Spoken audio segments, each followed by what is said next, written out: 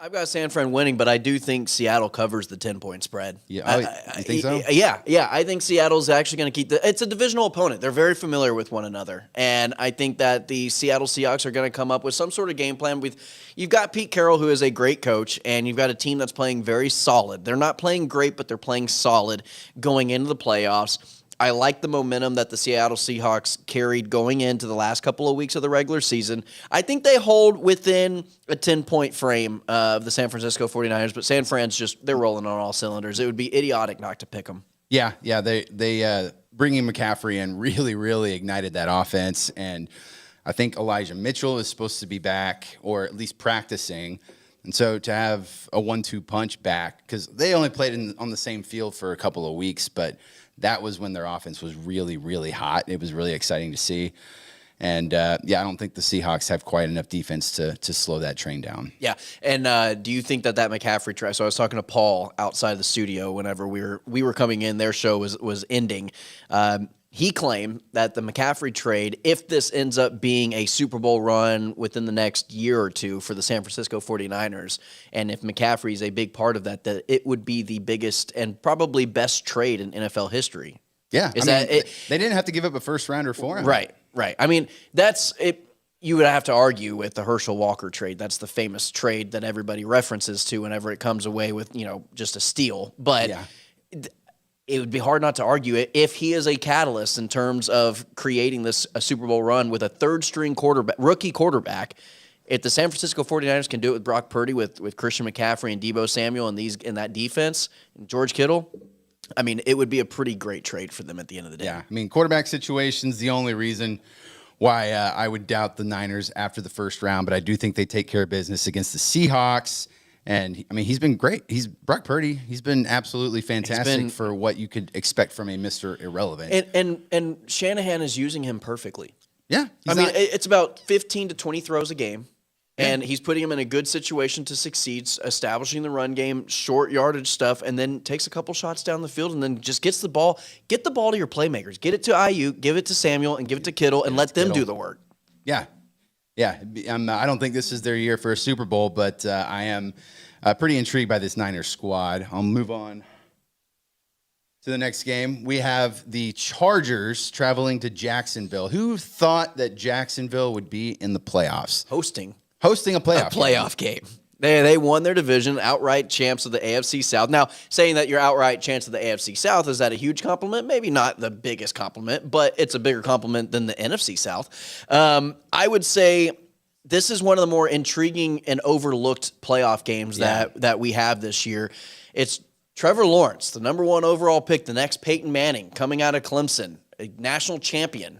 Yeah, it was looking like Buzzville for a little while there too. And you've got his first playoff game of his career going on against Justin Herbert, the golden child, the man with the arm, this big time, rookie sensation a couple years ago, playing in his first playoff game, and these two are going at it for their first playoff games in their careers at the quarterback position, and they're two young guys in the AFC. I think it needs to be a bigger storyline nationally than what people are giving it credit for. I'm going to take the San Diego Chargers. I'm going to take the Los Angeles Chargers. San Diego. They will always be Saint Diego to me. But yeah, I'll take the Chargers in this one.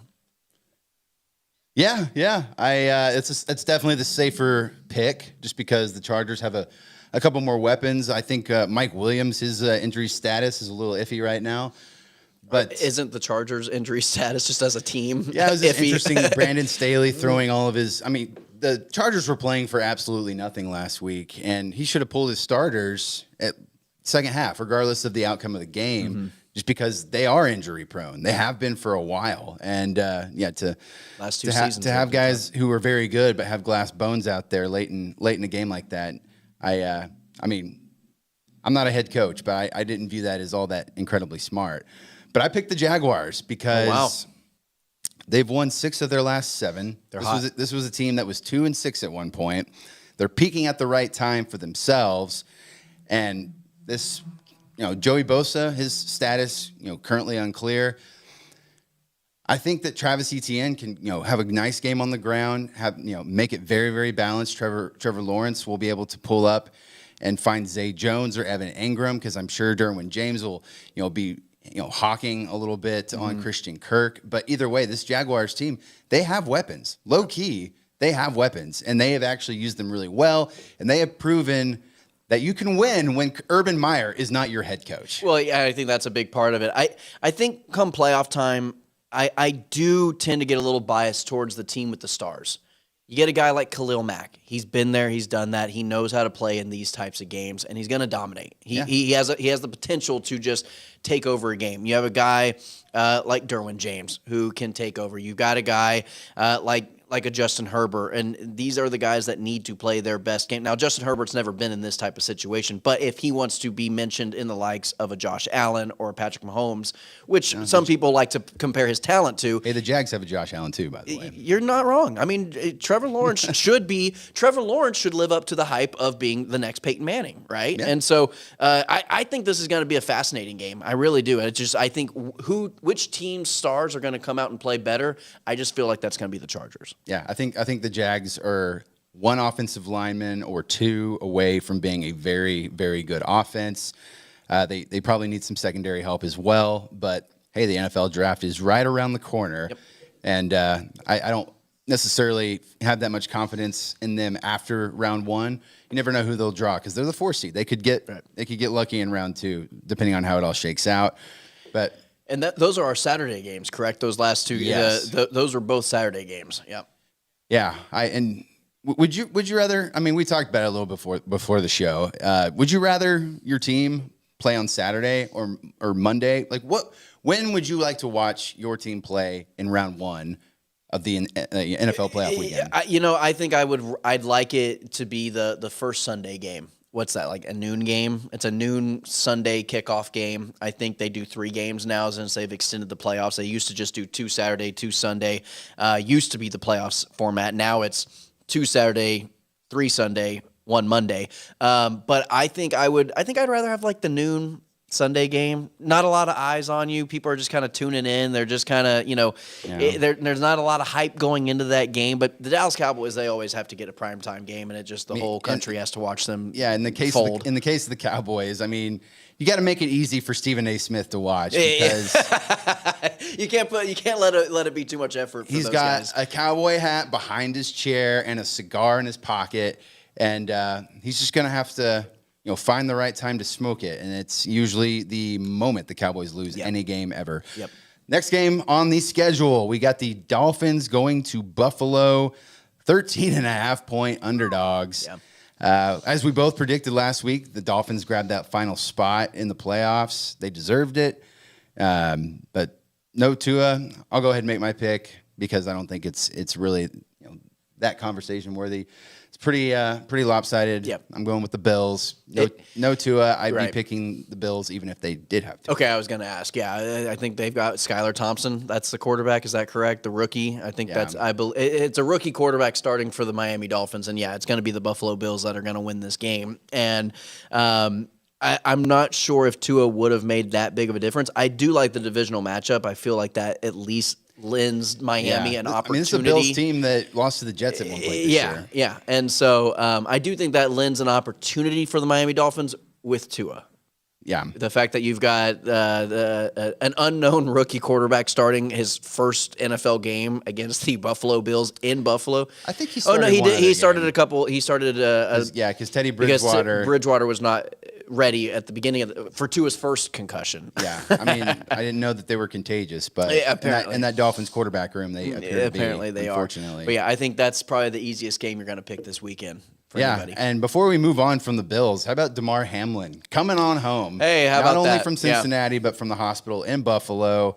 He's doing well. And frankly, I think all of America, like once your team has been eliminated, how are you not rooting for the Buffalo Bills? Oh, 100%. I think the Buffalo Bills are America's favorite right now. They're like the golden child. And I think they were already that way going into the season, right? Yeah. They were already the favorite going into the season. Everyone's rooting for them. Right. And then they have something like DeMar Hamlin happen. Such an inspiring story to have. A tragic turning into a heartwarming story. Just you're right. I don't think there's a NFL fan who doesn't have stakes in the playoffs that's not rooting for the Buffalo Bills. Yeah, there you go, Emory. That's your Super Bowl pick. All right, let me get our next game on the board. We got the Giants traveling to Minnesota to take on the Vikings. I was a little surprised when I saw your pick for this one, Tanner. Were you? I think that the Minnesota Vikings, and I've stuck with this. This is not a new thing for me on this show, especially. Minnesota Vikings are frauds. They are the only team to have a 13-plus winning season and have a lower scoring differential. They are -3. That's impressive. In the scoring differential department. Yeah. Spin zone.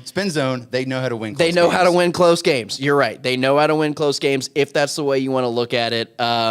My thing with, I think it was the Frankfurt Yellow Jackets of the 1920s was the next team that had 13-plus wins that had a lower scoring differential than the Minnesota Vikings. Was that at one point an actual NFL team? That was at one point an actual NFL team. I took a screenshot of it whenever I looked at it, but now I don't know. Who did they eventually become? They may have just disappeared. I'm not sure if they turned into anybody. But I did. Okay, here's the Frankfurt Yellow Jackets, 1925.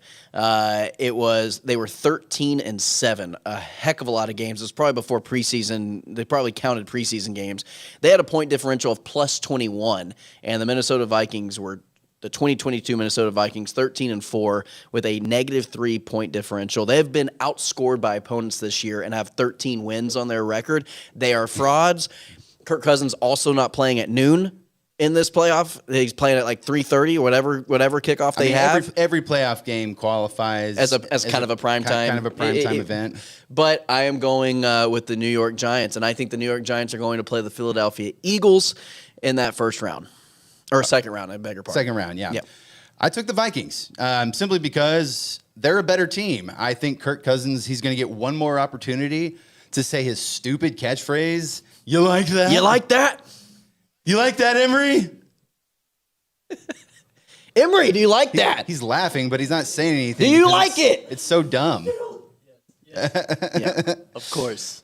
No, but, I mean, the Vikings, they're good for one playoff win every year. When they beat the Saints, Minnesota Miracle, I think they're just good for one, Okay. And this was a team that really, they've got a lot of talent, even though, Justin Jefferson really ended his season poorly, not necessarily his fault. This isn't a Super Bowl team by any stretch. But it's also a team that is capable of coming back from 33 points. You're right. They're 8-1 at home against a horrendous Indianapolis Colts team that they were down by 30 points at one point. Yeah, another spin zone. Yeah, and I mean, the Frankfurt Yellow Jackets. I believe they have the same number of NFL titles as the Minnesota Vikings.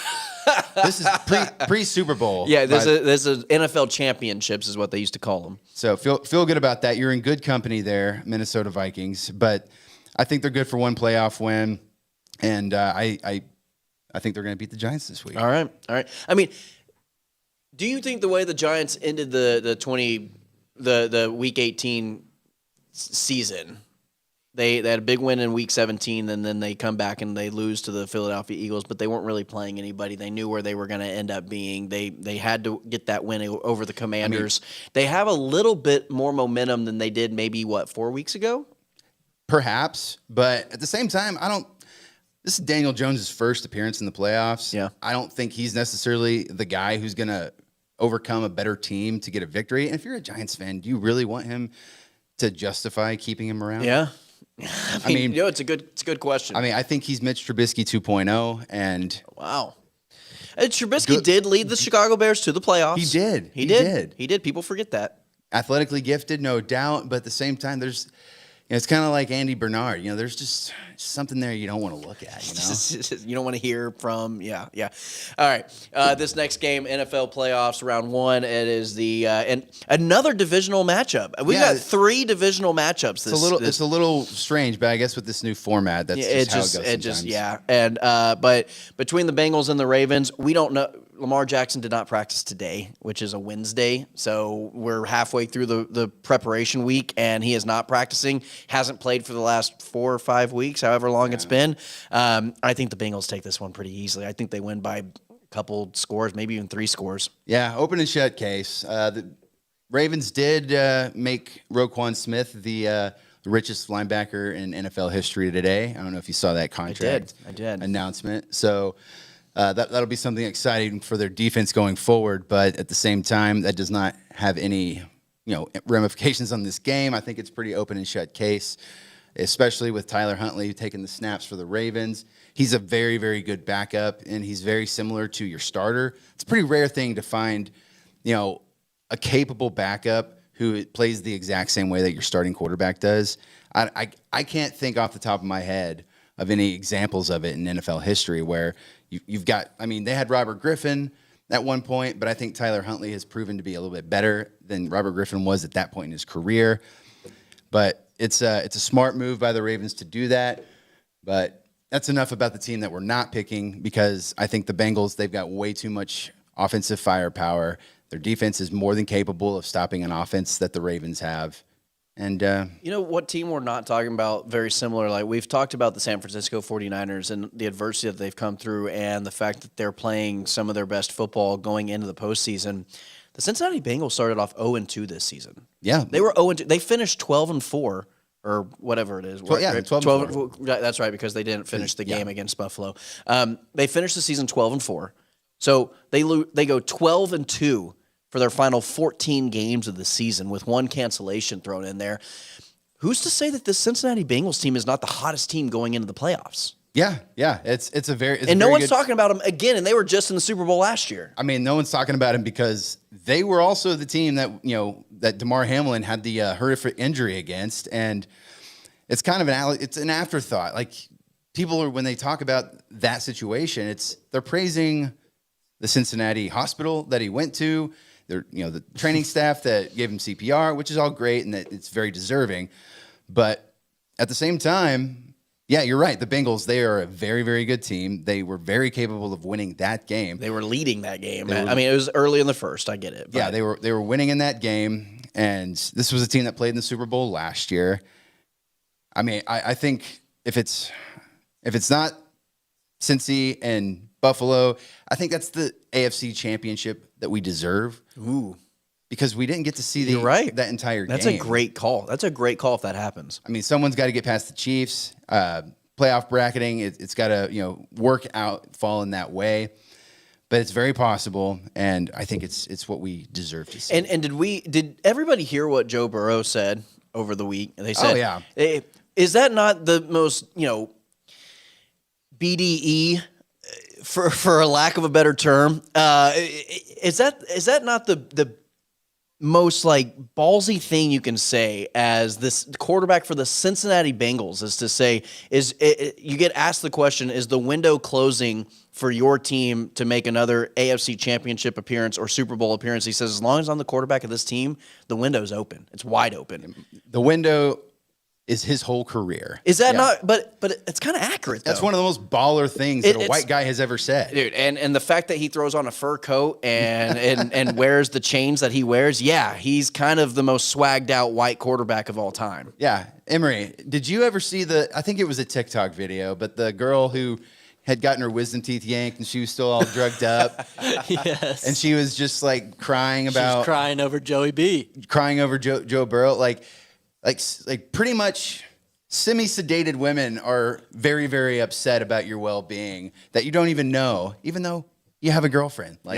That's being the toast of the town, being a good quarterback in a city that really likes its team. Yeah. And I'm not sure there is a NFL or football fan, even going to the college ranks, that doesn't just love Joe Burrow. He's just a likable guy. He's a cool dude, and you want to root for him. And he always plays for a team. Well, LSU maybe not be the underdog. Let's not say LSU's an underdog, but he kind of has an underdog story. He wasn't good enough to start at Ohio State, had to transfer out at Ogeron. They're thinking, maybe they're not the best LSU team to come play. And then all of a sudden they are one of the greatest college football teams of all time. And then he goes to a team like Cincinnati. Okay, that's QB purgatory. And then he takes him to a Super Bowl in year 2 after being injured his rookie season and missing half of that year. He has a great story, and I think people love that. Yeah. The Buffalo Bills seeming, to be the team of destiny, and then, the Cincinnati Bengals who are being overlooked. That's a matchup that, again, I'll say it over and over again. Bengals, by the way, 6-1 at home this year, 12-3-1 against the spread. They're 8.5-point favorites. We can move on.